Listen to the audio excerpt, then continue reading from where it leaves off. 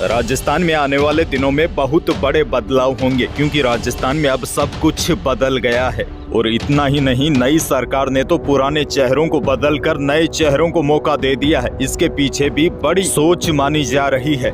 इसी वजह से जानकारों का मानना है कि राजस्थान में आने वाले दिनों में बहुत बड़े बदलाव होंगे। किसानों और महिलाओं और गरीब तबके के लोगों को खुशखबरी मिलेगी, लेकिन जो गलत तरीके से लोग मुफ्त वाली योजनाओं का लुत्फ उठा रहे हैं उन पर अब सरकार की पैनी नजर रहेगी। चलिए जानते हैं क्या बड़े बदलाव होंगे। सबसे पहले तो आपको बता दूं, शपथ लेने के बाद भजन लाल शर्मा एक्टिव मोड में आ गए हैं। सीएम शर्मा जयपुर में सरकार के आला अधिकारियों की आज बैठक लेंगे। बताया जा रहा है इसमें सभी विभाग अध्यक्षों से उनके विभाग में चल रही योजनाओं और भविष्य की प्लानिंग पर चर्चा होगी। अब देखिए, सबसे बड़ा बदलाव तो आपको राजस्थान में यह देखने को मिलेगा। आपको याद होगा 2018 में अशोक गहलोत सत्ता में आते ही बीजेपी की योजनाओं के नाम बदल दिए थे। दीनदयाल उपाध्याय वरिष्ठ नागरिक तीर्थ योजना का नाम मुख्यमंत्री वरिष्ठ नागरिक तीर्थ योजना कर दिया। गुरु गोवलकर ग्रामीण जन भागीदारी योजना का नाम अब महात्मा गांधी जन भागीदारी योजना है।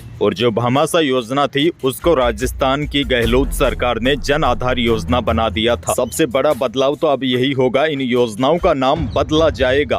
वहीं देखिए, राजस्थान में कांग्रेस सरकार की अब विदाई हो चुकी है। जाते जाते अशोक गहलोत ने बीजेपी सरकार से ओपीएस को जारी रखने की अपील की है। वहीं बीजेपी ने कहा है कि ओल्ड पेंशन को लेकर कांग्रेस सरकार ने कोई खास काम नहीं किया। इस योजना पर हमारी सरकार ही कोई ठोस निर्णय लेगी। अच्छा, सबसे बड़ी खुशखबरी तो अगले साल यानी कि 2024 में किसानों को मिलेगी, क्योंकि किसान सम्मान निधि को 12,000 रुपए प्रति वर्ष किया जाएगा। और लघु सीमांत बटाईदार किसानों और खेतीहर श्रमिकों के बच्चों को मुफ्त शिक्षा मिलेगी।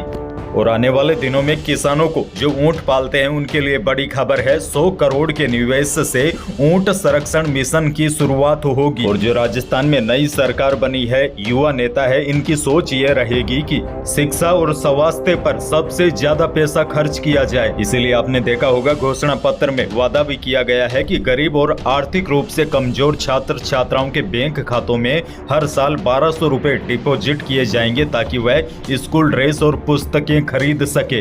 और ये जो फ्री स्मार्टफोन वाली योजना है, यह कहीं न कहीं अब बंद हो सकती है, क्योंकि ऐसी योजनाओं से सरकारी खजाने पर भार बढ़ता है। हालांकि किसानों पर विशेष फोकस रखा जाएगा, क्योंकि किसानों का झुकाव कहीं न कहीं पीएम मोदी की ओर बढ़ा है। प्रधानमंत्री किसान सम्मान निधि योजना चलाने की वजह से किसानों को बीजेपी से उम्मीद भी काफी है।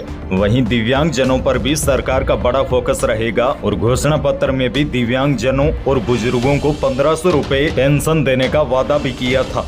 बड़ी बात यह है, भजन लाल शर्मा ने हाल ही में कहा है कि सभी योजनाओं का फायदा उन जरूरतमंद लोगों को मिले जो योजना के हकदार है, और जो बेवजह योजनाओं का फायदा लेकर या भ्रष्टाचार करके सरकारी खजाने को चूना लगाते हैं उन पर अब कार्रवाई होगी। सीएम भजन लाल ने साफ कहा है कि भ्रष्टाचार के प्रति जीरो टॉलरेंस की नीति होगी। तो इस प्रकार राजस्थान में नई सरकार आने के बाद आपको कई सारे बड़े बदलाव देखने को मिलेंगे। और अब गैंगस्टर के ठिकानों पर बुलडोजर भी चलते आपको दिख सकते हैं।